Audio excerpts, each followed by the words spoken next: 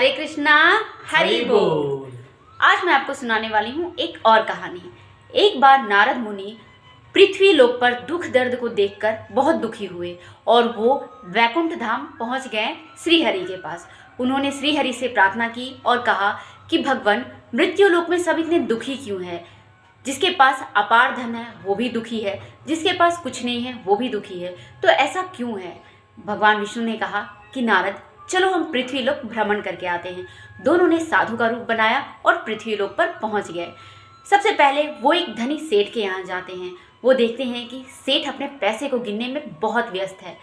वो उसके दरवाजे पर जाते हैं और कहते हैं कि उन्हें कुछ खाने पीने के लिए चाहिए क्योंकि उन्हें भूख लगी है।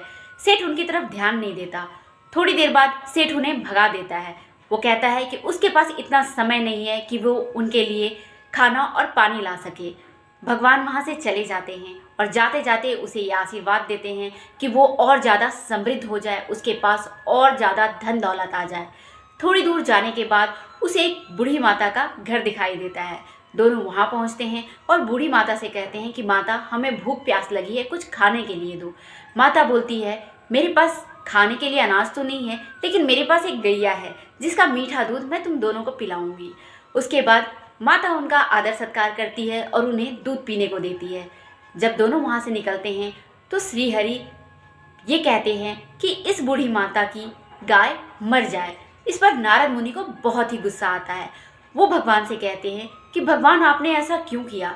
जिसने आपका अनादर किया, जिसने आपको पूछा तक नहीं, उसे आपने समृद्ध होने का, धन दौलत होने का आशीर्वाद दिया, और इस बूढ़ी माता की तो एक ही गाय है जो इसकी सहारा है। फिर आपने इन्हें ये क्यों कहा कि इसकी गाय मर जाए?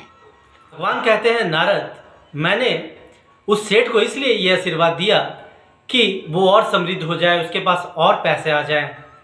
जब वो इस दुनिया से जाएगा तो पैसे गिनते गिनते ही वो मरेगा, और अगले जन्म में जब वो इस पृथ्वी लोक पे पैदा होगा तो अपने ही तिजोरी के नीचे सांप बनकर पैदा होगा।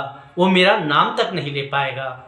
और मैंने बूढ़ी माता की गैया मर जाने को इसलिए कहा कि बूढ़ी माता को बहुत टेंशन है उस गैया की, उसको खिलाने की, उसका दूध निकालने की। जब गैया मर जाएगी तो उसका सारा टेंशन खत्म हो जाएगा, उसे किसी तरह की चिंता नहीं रहेगी और वो सिर्फ मेरा नाम जप करेगी। और जब वो इस दुनिया से जाएगी, मेरा नाम लेते लेते ही जाएगी और वो वैकुंठ धाम पहुंच जाएगी। हरे कृष्णा हरि बोल।